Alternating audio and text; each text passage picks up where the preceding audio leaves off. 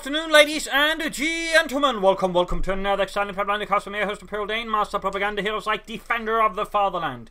Off here to a 1 vs 1 on Crossroads. In the south, we got the Dzanuz fighting here for the Wehrmacht, Germany, Deutschland, taking on the role here of the 2nd Panzer Division vs north. We got Aimstrong fighting here for the King and Country, the Commonwealth, the British.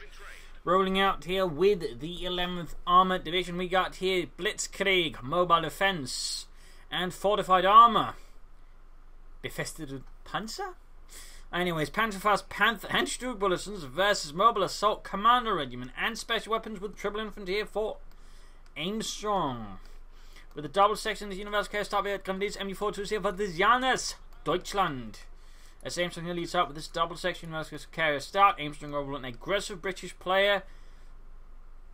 And as we've seen here, clearly a very fun player of Commando Regiment. I'd probably say the one who I think really been spearheading a lot of the usage of Commando Regiment. I think he's sort of just been pioneering, you know, how good it actually is, I think, to a lot of players. Because what I've been saying a lot, you know, in the end it requires someone, I think, of Aimstrong's caliber just to show, hey, chaps, this thing's pretty good. Chaps drop out of the sky with submachine guns. White phosphorus drop out of the sky and hurts people. In fact, a lot of things drop out of the sky and it's in fact pretty amazing. They should just call this drop things out of the sky that hurts the Germans doctrine. And then they're like, my God, Aimstrong, you're a genius. And a clear example of why the Danish master race should rule all instead of the British. Anyways, triple section start there for Aimstrong, who is by the way Danish, I can confirm. Universal rolling straight into the MD-42 here. Heavy fire there from the MD-42. Universal, they're bouncing most shots off, at least for now. Once the patch coming the front line actually gets a bit nerfed, the MD-42 could actually punish the Universal quite a bit more. Important there being scored third MD-42 on there for Aimstrong, third section only for Aimstrong. More going to do there for Dzanuz, which apparently means Johannes in Polish. Maybe we should say Johannes, I don't know. Just a note there. Grenadiers standing back against the section, and Lee Enfield right was the K-19K. Grenadiers falling back here. Universal coming about. Pushing up the eastern side. He's not really seeking a head-on confrontation here with Aimstrong's troops right away. He might try and sort of screen them off and try and use it in a position we can fight better, but he's not actively seeking to attack Aimstrong. He's just more likely to catch him off guard and maybe hurt him a bit. They should probably be more careful with the machine gun then if he's trying to do that. But third grenade squad almost done. Universal taking a few more hits here from MD-42. The Universal was a rather multi-purpose vehicle within the British Army. It was a reconnaissance vehicle, transport, and a weapons platform, all in well. Also a tractor. So it rather saw a lot of usage. And actually, the Russians used a bunch of them themselves when they received them from the British. I think though they were largely used by their reconnaissance units and other such things. A little fun fact. Vickers flying up there for Aimstrong, grabbing the point here. Over right now, the Dzanuz here has been contained quite aggressively by Aimstrong, but taking up some of the more vital positions. Shots fired here. Section needs to be careful, pushing up the western side with the Grenadiers. Fourth Grenadiers, one way for the Dzanuz. It's going to go with a heavy infantry build here versus Aimstrong's right now flanking behind. The Dzanuz here quite aggressively, attacking him with a pincer maneuver, catching the Dzanuz off guard here, who's got no tough nearby to support. Needs to rush in here, even though he's pushing up west. In fact, pushing for the carve point, almost getting the Universal care, but again, it does mean he's leaving himself vulnerable around his own carve point, which Aimstrong here in this case exploits quite handily, and he might even lose the Grenadiers if he's not careful. I mean, he's trying to take out the Vickers there, but it's clearly not quite working out. There's a high locked effect losing Grenadiers, they negative cover, they have to retreat past the Vickers, which really does a lot of damage. Down to one gun. Oh, he gets lucky. Aimstrong repositions the machine gun, maybe out of mercy, maybe by accident. Who knows? Aimstrong knows, perhaps he doesn't even. I mean, to him, you know, it's Tuesday. It doesn't matter. Gonna list the section. Gonna list moving up here. We got take up slowly being done there for the Dzanuz. Wiring off the cover there. Very good, very good. Got the fuel put on almost Aimstrong so far not reacting. If he can dive opponent resources, that's great. Particularly also on a larger map like Crossroads, it actually has more resources than the average map. If you can just hold enough of the rest of the map, you're still going to be able to push ahead pretty fast. But there you go. Another section, I do believe we got bolsters there for Aimstrong. So triple section to a fourth section with the Vickers Universal Carrier. And we got the Vickers Cape on the Universal Carrier as well. Gonna do standing about here. We have, I think, no tech for. Oh, we do have tech up. No light machine guns, I think, though, right away. I like to machine gun Gewehr. For a standard infantry division, the Grenadier squad, which have been roughly 10 men, on paper at least, though they could certainly find themselves under strength, compared to that, was equipped with 1 light machine gun. A Panzer Grenadier squad was actually equipped with 2 light machine guns, which was one of the things that sort of made them stand out compared to a regular, you know, infantry company or squad. Of course, they were once equipped with assault rifles, like seen in companies too, but they were much, much later in the war. In fact, they were more 1944 late to 1945. Fun fact. Before that, they were sort of mostly not handed out on sort of, shall we say, those organisational levels. And the standard would simply been a bunch of light machine guns, which of course would have given them a ton of firepower. There's a section up here by the fuel point. He's keeping up pressure. They're trying to slow down Aimstrong's tech. Of course, he is the British, and this tends not to hurt the British as much as, you know, hurting the Wehrmacht can, you know, the other way around. Pushed away from here though. Still should be able to grab the fuel point. Deny it once more to Aimstrong and the Tommies. Medic bunker up there for the Dzanuz. Section pulling ahead here, right into the MD-42. I'm surprised they actually went for 4 Grenadiers and not say double MD-42s versus the infantry sections. I mean, your MD-42s are going to do a lot more there to negate the British firepower than just, you know, Grenadiers can sort of hope to hurt them in a lot of situations, I personally feel. Of course, Dzanuz here might be valuing some other things over that. But back here, healing enforcement. Not like to make a nice company. There's a theoretical option he might be trying for a tier 3 rush versus Aimstrong. Of course, as the British, that can be a bit more dangerous, in particular if you can't deny them sufficient resources. He's just linked up more sandbags. Silly Huns! It's not like we can't put down more, can we? Can we? Oh, we can.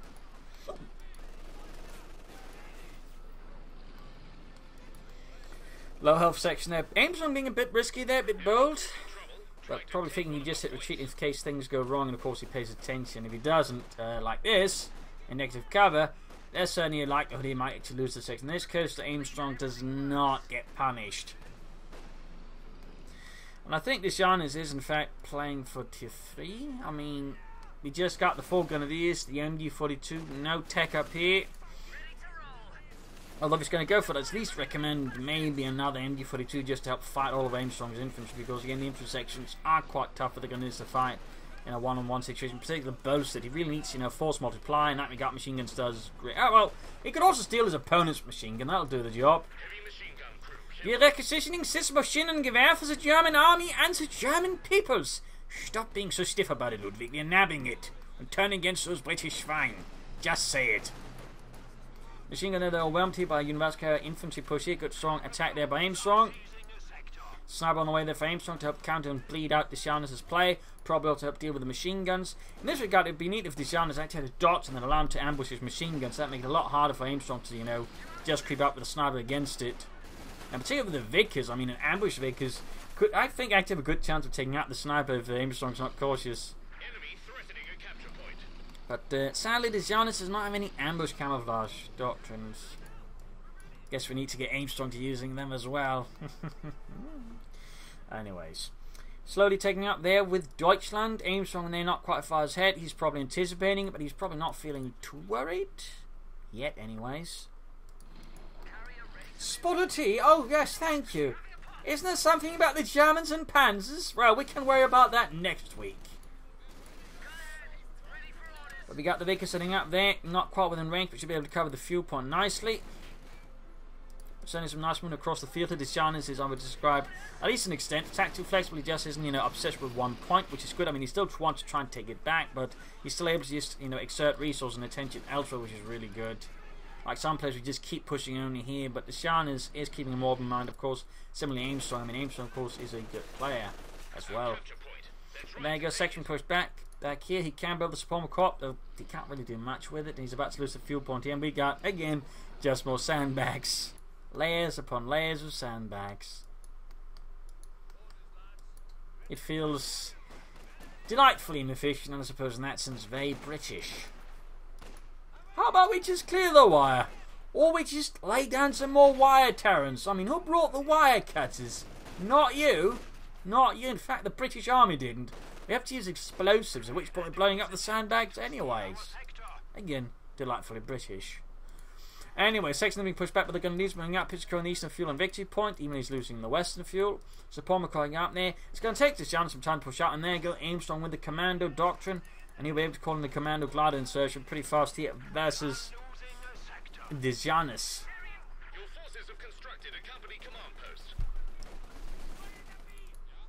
New Fortune moving in. They're going to just manage not to get in there fast enough.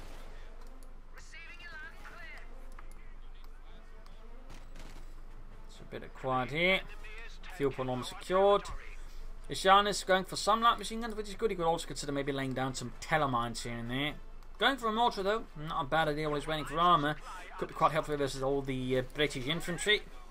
Make it hard for Aimstrong to use cover and just dig in some places. Plus smoke screens never hurt either.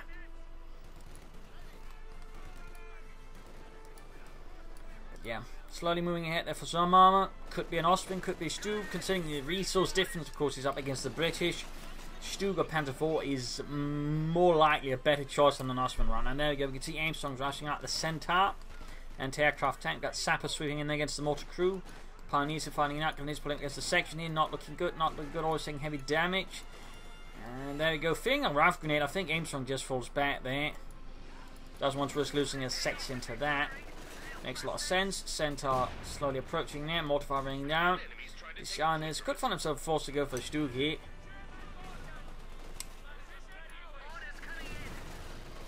Since right now, I would say a Panzer IV, I think, is way too far off with a Centaur, which can very quickly go through the German army with no anti-tank support. So I think Dzanuz is going to have to go for Stug to have a chance versus the Centaur, and even then the Stug is going to be quite delayed. I mean, it's still going to take him roughly a minute to get it out after the Centaur's hit. Also known as not very good news. There you go, Commando's called in as well for Aimstrong. He's just going to further add confusion, harm, and just sadness here to Dzanuz's war effort.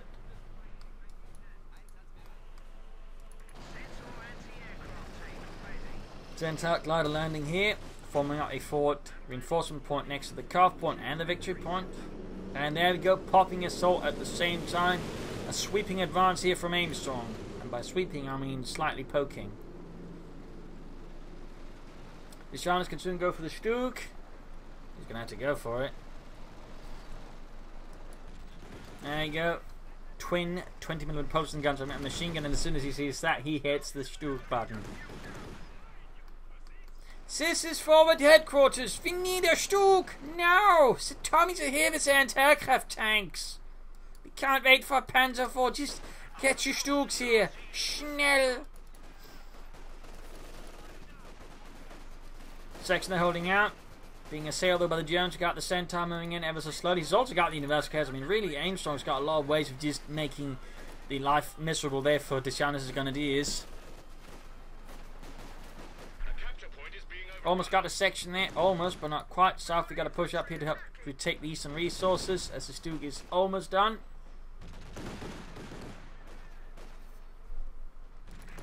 There we go. Sturmgeschütz 3, Ausführung G. Grenadiers are trying to attack head on without really flanking or even sticking to the cover of their own. And there you go, getting flanked here by Aimstrong. Very good counter move there. Very good. Sehr gut. He's going to need a RAF grenade, I think, to have a chance. In fact, he's just going to have to retreat right now. He's getting caught in a crossfire between two infantry sections, which are able to lay down a lot of firepower. And Dzanuz out in the open is just way too easy to target. Sections of the machine gun. Stug will try and crash the cover here. Shoot it out under them. Commando's coming forwards here. Silent Sten guns in hand. Centaur drumming about, troops reinforcing. I mean, right here, Dzanuz basically telling Aimstrong where the Stug is, meaning he doesn't have it here, meaning the forces are quite exposed to the Centaur, so this feels a bit like a weak choice by Dzanuz. Aimstrong also very quick to go for some Piets to support. I mean, he probably was anticipating a Stug. Oh, almost crushed the Commandos there with the Sturmgeschütz. Flanking in, they're going to try and catch the Centaur. Sabers moving in. Good hit from the Stug, though, penetrating the side armor there of the Centaur. Piets moving up, and Stug's going to need to fall back. Over there. Oh, God, wipe somewhere, though. Looks like up here, actually. Might have been a RAF grenade being flanked in on them. Yes, indeed. Trying to get the Centaur of the Stug. Gets it. Pop smoke. And he gets the Stug out of there. Whew. Those are some pretty good hits there for Dzanuz. Takes out a section and a Centaur while preserving his Stug and not losing any other units. This could very well be the moment then where Dzanuz sort of slowly pushes the game around against Aimstrong. I mean, that's a significant loss there, and it's not going to be easy to overcome here for Aimstrong. So right now is the time where Dzanuz just tries to push as hard as possible, or fixing up the Stug as hard as possible. pushing for the centre victory point, not the resources. Section creating about in the south.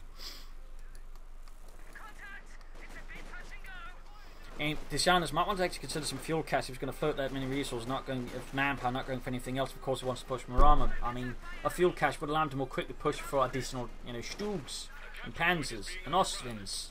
And most importantly, more Sturmgeschütz. There's a need to retreat. Grab the eastern calf point here for the eastern fuel. Very good. More pioneers help with repairs. That's a good idea. Still, fuel cache would also be a great idea. I think for the Dzanuz. Gone for Fortified Armour, an interesting move there. You don't see that one that often.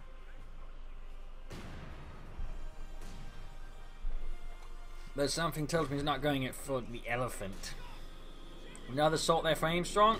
Damned enemies trying to take a point from us.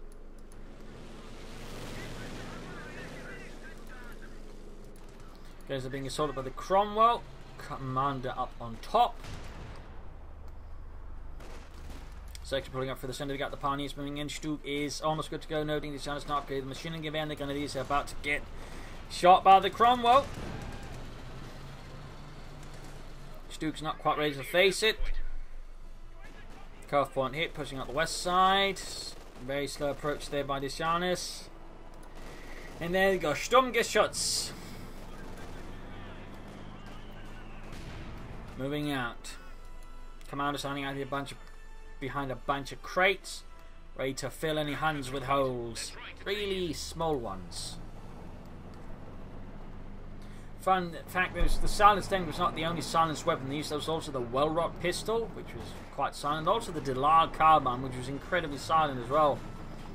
Fun fact. In fact, there was actually references to the in-game for the Delisle carbine, but looks like they either removed it and never quite finished it up. But their stats for it, interestingly enough. Oh, nice hit on the University there from the Stug. Gaining veterans who won and tries to catch it there on retreat. Trying to protect there to shine. Oh, Aimstrong's path there didn't quite fully pay off. 6-pounder gun out. They need to keep the Stug moving.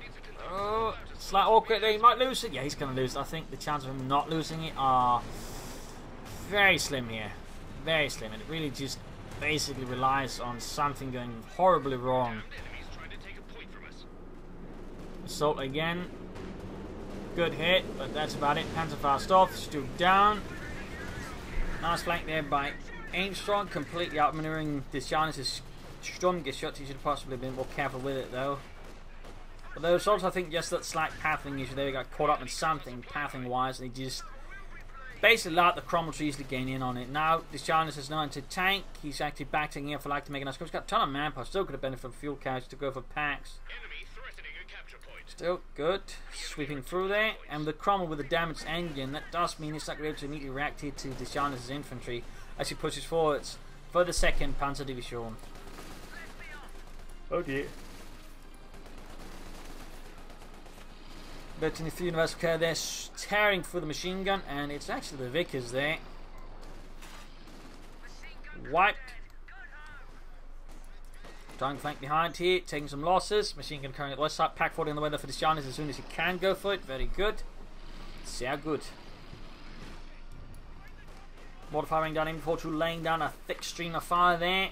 Another assault here from Aimstrong as a push again. I don't think the timing is amazing for it though. I mean, it does. No, it's not sprint. It's smoke raid. Never mind me. Smoke raid makes it harder here for the Dzanuz to sort of attack all, coordinate effective defense against with just smoke rings everywhere.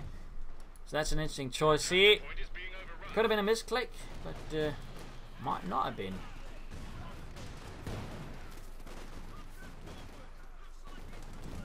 Out of the way. Lots of smoke here from Aimstrong.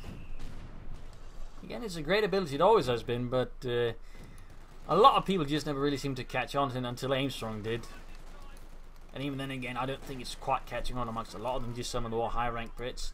Back here, the healing reinforcements. 2nd Stug soon to be called in here, I think, by Dzanuz. Aimstrong has actually taken some losses here, though. So, I mean, Dzanuz in the match, I think, better position than Aimstrong than he was early in the game. Of course, he's far from in a super strong position either, but he's getting into a much stronger position now. Nice hits in the Commandos. Machine gun recruit there for Dzanuz. Can go for another Stuke. I still think you should go for a fuel cache. I mean, he's consistently floating a lot of manpower, and like, you could better off just trying to push faster for more armor. Or get more munitions for more mines. In fact, he hasn't been mining at all. And send some Telemines in there could prove, you know, critical in future engagements here versus Aimstrong. Critical. Now we got another assault there. Now we get it. And there you go. Finally gets the invest. Well, it's abandoned. But another packet should do the trick. If it can hit, then. There you go, down. One less menace for the Dzanuz and the 2nd Panzerdivision. Dritte Panzergrenadierkompanie. And Aimstrong here in the 7th Motorized Rifle Company is pushing ahead here for the 11th Armoured. Pack 40 opening up there, but direct hit from the Cromwell wipes out half the pack crew. Commando section pursuing hit, powered by assault. Wiping the pack 40 and lightly stealing it. That's going to be quite a loss here for the Dzanuz. I think it's actually aiming for a Panzer 4 now. There you go, Panzer Kampfwagen 4. We'll have to replace the pack. Then we got Commando in the bushes. Nice work there. It's apparently the Dzanuz expects nothing and runs straight into them. Taking quite a salvo there of silenced machine guns to the face. Troop shooting reinforcing. Panzer 4 almost done. Very fun fact, before they silenced the Sten gun, they actually tried to silence the Thompson submachine gun. Unsurprisingly, that did not work out too well, but they tried. Another Cromwell out there for Aimstrong.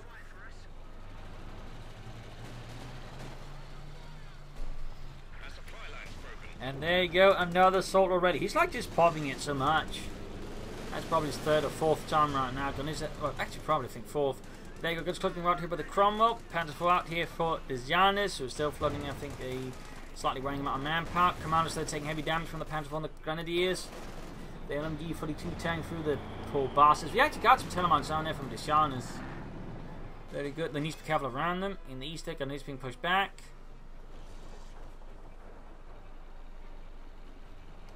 Cromwell almost done. Another pack 40 there for the Dzanuz. Panzerabwehr 49.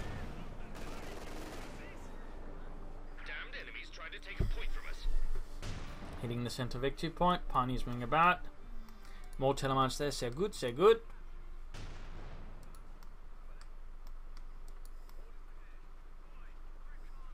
Schnell, Fritz! Die Tellerminen! Schnell!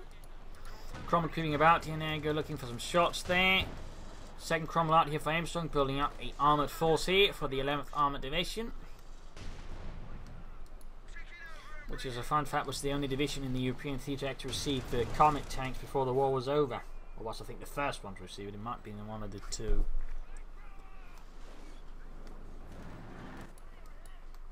Another pack 40 out there for the Dzanuz. There we go, Cromwell flanking, need to be careful, there we go, Panther 4 shoots, misses the Cromwell tank, pack 40 the wipe, not pack 40 into tank, and they can steal that, that'd be pretty great there for the Dzanuz. Cromwell moving ahead here, Panther 4, pack 40 slowly moving in as well. Can't quite get to the pack, or the anti-tank gun, there we go, pack shoots, the Panther 4 moves up as well. There we go, penetrating hit, almost got the Cromwell, pack 40 up another Panther 4 though, and section repulsed. This mortar rains down like very deadly droplets. In the east though, Aimstrong takes advantage of the Dzanuz to make you push for the cemetery to secure the logging area and the fuel point within. Very well played there by Aimstrong. Good tactical flexibility and good, I think, situation awareness. Grenade off on the machine gun though. Ah! Almost wiping out the unit there. Quite a loss there for the Dzanuz. Then they need to retreat. Pack 40 opening up. Good hit on the Cromwell. Oh, just got it. And it gets away. Close save there for Aimstrong. Securing the 6-pounder gun again. Mortar fire running down awfully close here. And Commando's been through the cemetery. He's probably going to try and get as close as possible. Oh, got spotted there most likely. But unless the Dzanuz is paying attention, then he might still get away with it. Creep out and then gammon bomb, I imagine. There we go. Nice move there by Aimstrong. Ah! Except he threw like an old aunt. And trust me, old aunts are really terrible at throwing grenades. They always keep missing the target. We're losing a capture point. So Formico, though, not seeing much. They could go for Stuke. He might aim for another Panther 4. Again, versus all the British armour. Stuke would be a good choice. Aimstrong, he could just go for more Cromwells. He could consider trying to take up, maybe for like Comets and Churchills. Or he could go for a Firefly. Or just more Cromwells. I mean, there's a lot of options here. Another Panther 4 down there for Dzanuz. He needs more capital. There we go. Pack wipe. That's another pack wipe. Like, Dzanuz is taking some heavy losses. They did wipe the other one. The Japan Aimstrong managed to push too far ahead there. So I guess something for something.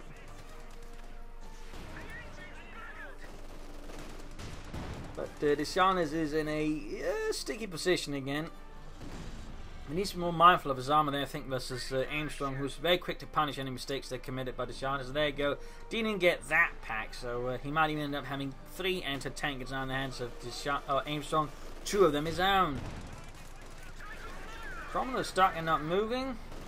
Enemy causing trouble. More Telemines, I think, would be a long-term decision there for Dzanuz. I mean, seeing this would certainly increase, I think, his best chance of this sort of stopping the Cromwells for any prolonged period of time. Battle drills for hammer attacks are ready for use. And we got hammer tactics. Aimstrong is going to go. Oh, mortared on the Zappers. And this is only into repair. Their fact, all gone. Now it's got 2 Cromwells with a damaged engine. And the anti-tank guns are being pulled back for reinforcement around the anti-tank. They're just putting the Cromwells in there. But still, there's a small chance, I think, now for Dzanuz. I'm not even rolling the gun. They just try and clear out these Pantherfaust. Slow down the Cromwells a bit further in terms of repairs. But still, that's going to be fresh Zappers you'll have to go for before you can repair the Cromwells. So right now, I think it's Dzanuz's chance to put your head, tries to do as much pressure there to Aimstrong, force him further back into the territory and go for his fuel again. An engineer unit is ready for action. So there you go, replacement Zappers out. But Dzanuz keeping the attack here with the Grenadiers. Heavy mortar fire as well there. Aimstrong's trying to form a defensive cordon around the glider, but it's not quite working out here. Dzanuz team at the press. We got another assault. He just boosts his men, finding power around it, but it's not looking good. He's about to lose the Cromwell to the gun. The Stuke and the Grenadiers. The Section 9 retreating in favour of the Grenadiers. But there you go, Cromwell down. Stuke retreating, Grenadiers retreating, but he did the job. They got a Cromwell. Didn't quite get a wipe there on the section. That would have been really good. More Telemines. I need to retreat though. And I hope Aimstrong didn't notice that. He's got 3 Telemines down now. The more the merrier, unless you're the British, in which case it's pretty terrible if you hit them. Forward position has been destroyed. Machine gun there, veteran 3 gliders shattered. We got the Cromwell there rolling out. Fixing up the Stuke. Good use of the machine gun there by Dzanuz. Very active usage of there going to South Vickers there. Less active, but covering up some battle points. Air recons are now here from Dzanuz. Nice, he's getting more active in his doctrinal usage. I mean, Aimstrong so far has been using 3 abilities consistently to an extent. Dzanuz so far been using Panzer Tactician and Conzo. Flight no sign of hull down, though that's not a good ability and certainly won't get better when it gets nerfed. And there's a command tank. There's a theoretical also the Elephant, but I think he's very unlikely to go for that one. I'd be deeply surprised if he did. Still going in for the Cromwell. We should go for another Sugar Sons Club. There you go, Veterans who 1 gained. Now they hit the Cromwell down to half health. We're losing a capture point.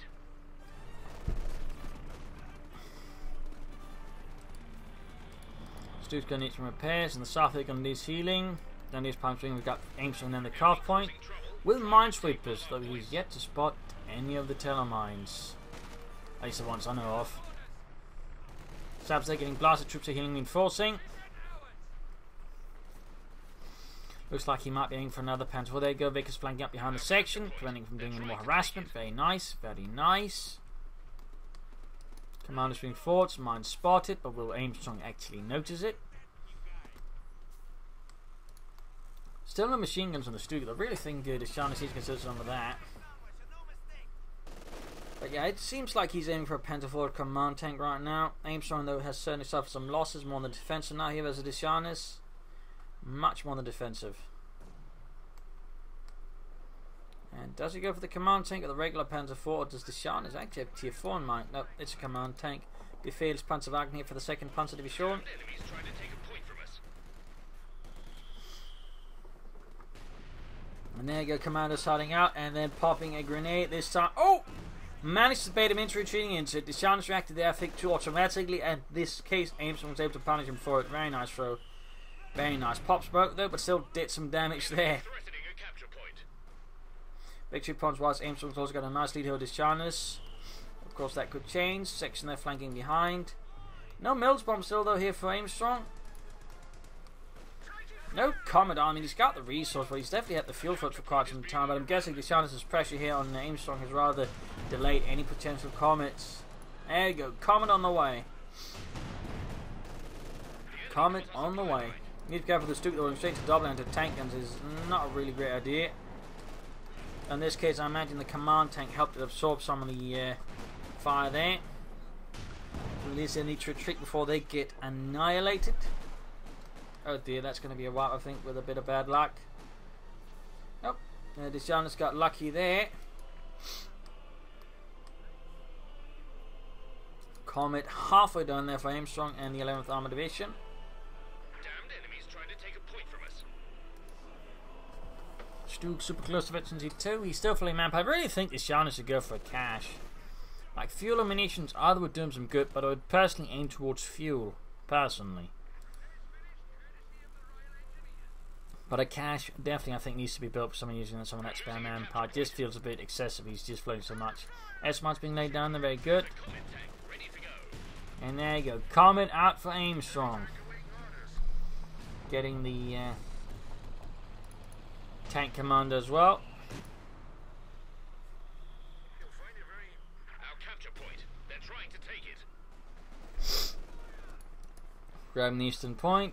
More S-Marts down there. Not much happening so far to sort of change that pattern. Our supply line's broken. And there goes section trying to flank the machine gun, almost pulls it off. Still no Mills bombs here for Aimstrong, and he's been caught right front of the gun. From there you go. Comet reveals himself here for to Dzanuz.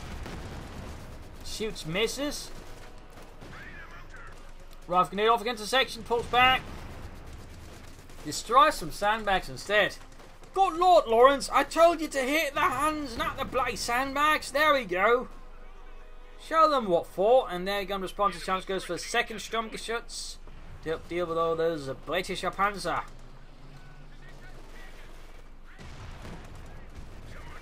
Comet there hammering away.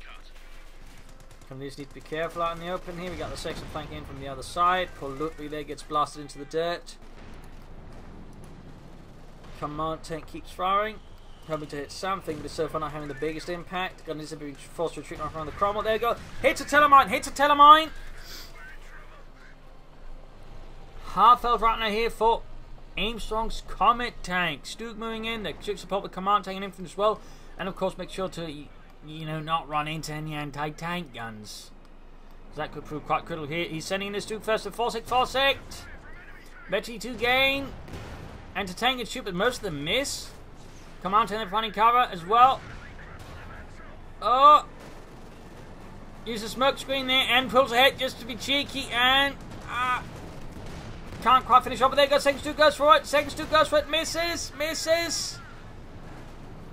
He's willing to sacrifice Stuke to get the Comet, and he gets it. A massive loss there for Aimstrong. Even if he gets the Stuke, which is going to hurt Dzanuz. It's not a massive loss since the Stuke is noticeably cheaper, but going to need a wiped light machine dropped here for Aimstrong's section to use. Cromwell pursuing in the Stuke. Needs to set up the Pack 40. No, Stuke, but command tank Pack 40 setting up there. Stuke turning about here as well. Good hit. They almost got it. Oh, he gets the command tank, but loses his ace Cromwell in the process. Those were a series of sharp and nasty engagement costing Aimstrong all of his armour, leaving him now quite vulnerable. It's a good push from Dzanuz. As long as he doesn't do anything too silly. And there you go, Dzanuz going for the calf point. Aimstrong's calling in another assault. You should probably pop into the armpits when I help Doug taking them out there. Sapper's section charging out from the base, commander squad included. Liz will have to fall back very soon. Stuke being repaired. And it's about to get wiped out. Lost the Grenadier squad again. Dzanuz taking heavy influence. Incendiary armpits now, but the section is doing a lot of damage from side, but almost gets a wipe. Needs to retreat the machine gun now. Schnell. Zurückfallen.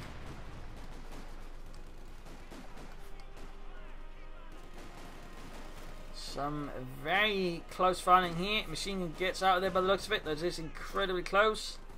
Ooh, no, he loses it! Ah, scheisse. Stuke does good to go. He does also finally pin machine up, but he's going to lose the MG42 there to Aimstrong alongside his LMG42. That's a bit bad news there for the Dzanuz and the 2nd Panzer Division.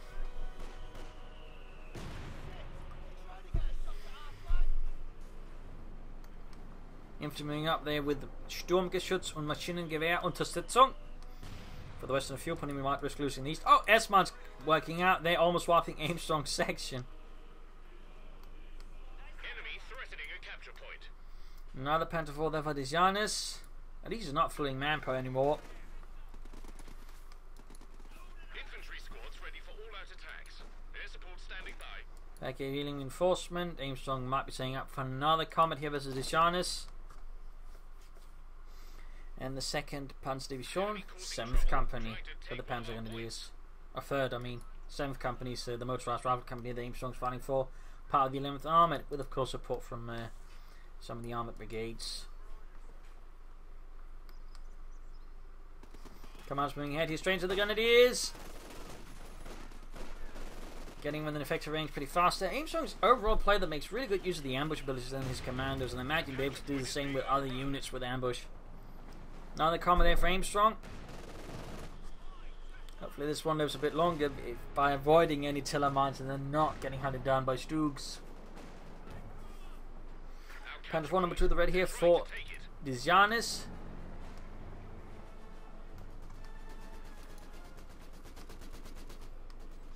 Troops being suppressed there by the Vickers, closing in on MT2 very slowly. Back here healing reinforcement, nothing further for the Dzanuz, no caches, no tech. As Aimstrong slowly approaches his 2nd combat tank.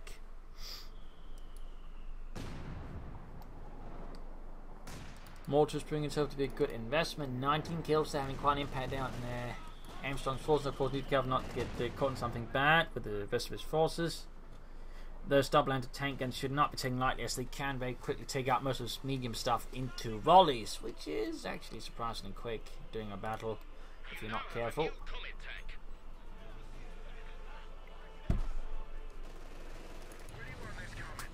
Double Comet here for Aimstrong. Or 2nd Comet. You could go for double Comets, but you know, we'll see. Either way, tank command on the way. Tillerman's still there. Aimstrong so far has not been actually seeking out the Tillerman's, despite essentially losing a Comet to 1. Command's rolling its way into light machine gun fire. Already half health, so the Grenadiers keep finding weight. Didn't quite handle that maneuvering too well, suffered some heavy damage from the light cannon bomb.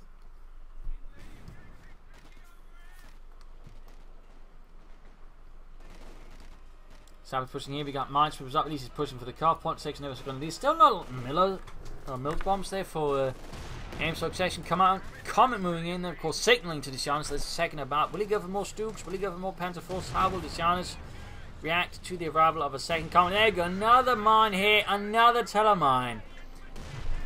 Even faster than the 1st Comet. This is some really bad developments there for Aimstrong. Really bad developments. Losing that many Comets to telemines is really going to be devastating. The Dzanuz rolling ahead his armour though. With no line of sight, there goes straight to the Pack 40. He's even spearheading with the Stug, which is definitely not meant for. In fact, he's... what is he doing? He's taking so many hits from the Pack 40s and even the other anti-tank. And like, this is a terrible path.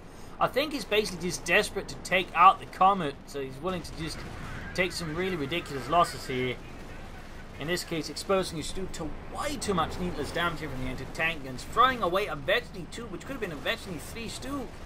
That is definitely not good there for the Dzanuz. That is really weak.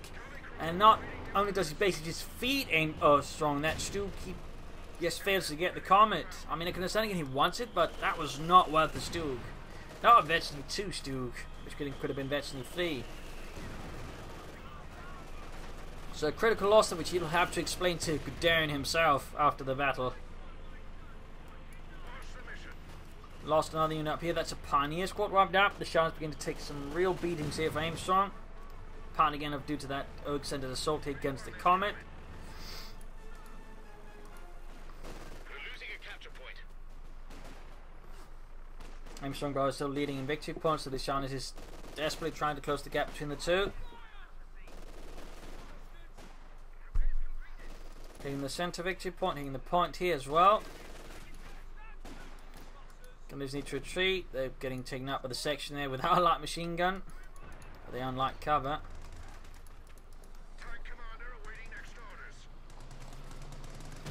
Coming in for the Grenadiers. Need to treat. There you go. Pack shoots, gets a good hit.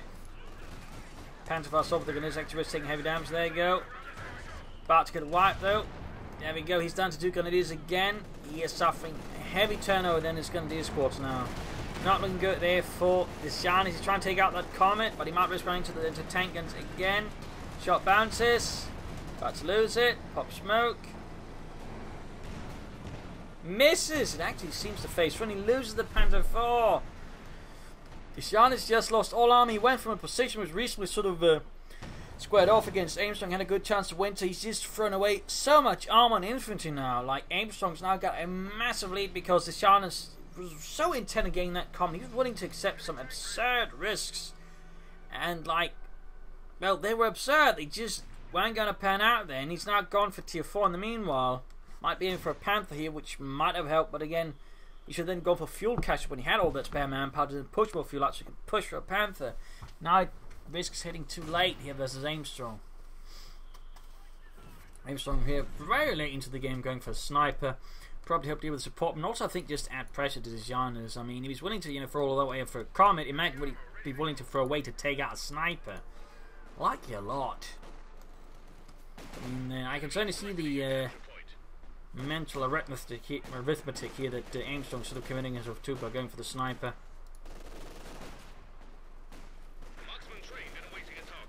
There you go, sniper out there for Aimstrong.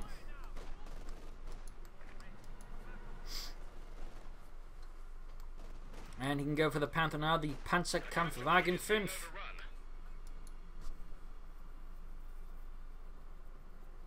There you go.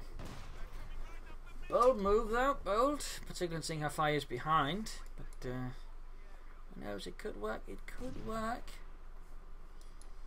Though I'm not personally betting on it.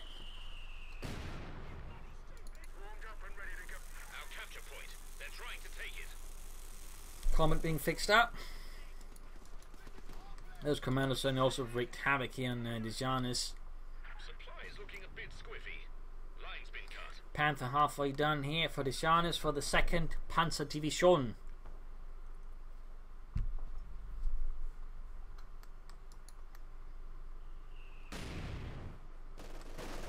There we go, caught between 2 light machine gun teams. The commandos are suddenly deeply exposed. Good lord, they're on both sides! Why didn't we look to both sides? I just looked ahead, sir. But there you go, sniper heading in. Here's some pressure then to Dzanuz. Need to retreat the Grenadiers there. He cannot afford another wipe. Oh, he's going to get a wipe. Or he lost sight here because the Grenadiers are going to try and rush the sniper there. There you go, smoke pop. Grenadiers down to 1 man. Panther out here for the Dzanuz for Deutschland. Kruppschild und pause engines. Pack shoots. Hits the wreckage instead. Spanging the Panther's paint job there, at least for now. Need to pull back the MG there.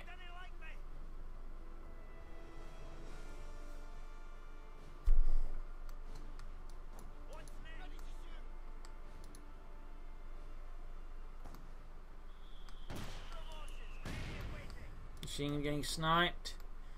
The Dzanuz position is certainly looking precarious. He's not got a lot of infantry. Aimstrong does. In fact, he's an upgrade with Bren guns as well. I mean, it's a Panther versus a Comet, but right there, Aimstrong also has the advantage of having 2 anti-tank guns to back up this Comet. The Dzanuz only got 1. And again, in this regard, then all of the infantry support means that Aimstrong definitely has the advantage of this. He can more easily clear out the Dzanuz's anti-tank gun, but the Dzanuz can clear out Aimstrong's anti-tank guns.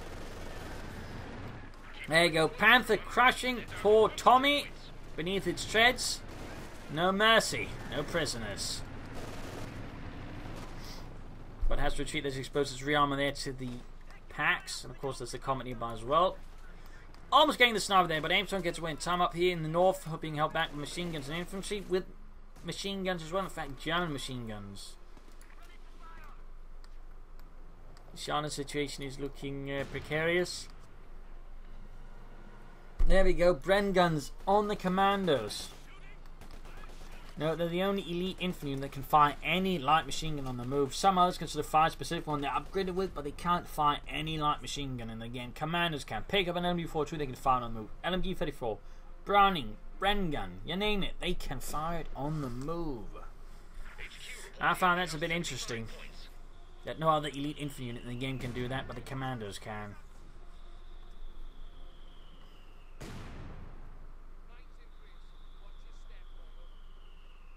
Kind of wish they'd do something about that. Anyways, mine's down here for Aimstrong. Very good spot. Panther being fixed up. Dzanuz is quickly being at victory points. Aimstrong's just, well, strong. Now he's going for a second comet, so we might see double comet after all. And not just as a flop by me. Air recons is out. Dzanuz ranks is up for some kind of push here versus Aimstrong. 30 kills on the commandos. There you go, Panther rolls ahead, casts the sappers, Comet nearby. Panther shoots, gets a good hit, Comet misses. Pulling out with the Panther, you can of course not get caught by anti-tank weapons. There you go, penetrating hit, Comet bounces off the Panther. Pack moving in there, little shot bounces, Pack misses the Panther. Pioneers rolling ahead, their commandos nearby, there you go, more hits, more penetrating hit the Comet. Comet almost knocked out here. Pack misses the Panther again. There you go, Comet. Oh, Commando's being crushed here. Panther pulling out here. Pioneers rushing the anti-tank gun. He's rolling into Aimstrong's base here. Unawares there's going to be another Comet. He's going to expose his rehab willingly for the Pack. Ah, shite, he's going to get caught with both of them. A nice little bait here by Aimstrong. Catching Dzanuz's Panther in a bad spot. But there you go. Voids the Pack again. Penetrating hit from the Comet. Need to pull back the Panther. Oh, avoids the Pack again. Penetrating it from the Comet again. At this range, they pretty much have a good chance of it. There you go. Another anti-tank gun hitting the rear of the Panther. Pop smoke, blitzes. Half-8 to veterans E2. Penetrating hit from the Comet again. And there you go, exposed himself to the anti-tank gun once more. Shot bounces, pretty lucky. He's trying to sneak about here, but there's the other anti-tank gun, and there you go, Panther down.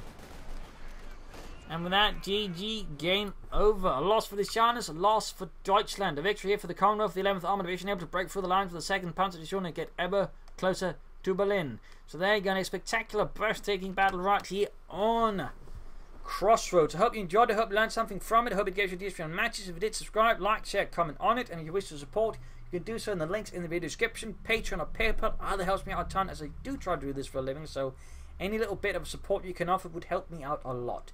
This is Imperial Lane signing off. We'll be back with another video tomorrow. Cheers, everybody.